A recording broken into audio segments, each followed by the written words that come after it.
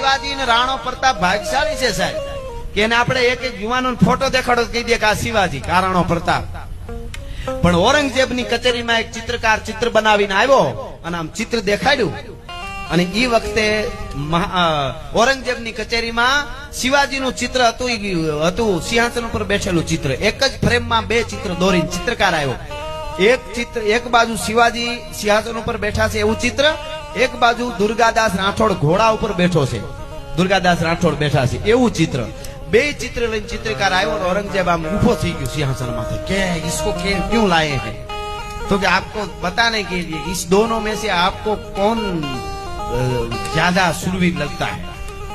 અને એ વખતે ઔરંગઝેબે કીધું પણ દુર્ગાદાસ રાઠોડે હું હતું એ સમજાવવા માટે આ હકીકત બન્યું છે, એટલે એને કીધું કે જો ઘોડે पे बैठा है दुर्गादास राठौड़, इसने मेरी नींद हराम कर दी है. આ ઔરંગઝેબ બોલેલો છે.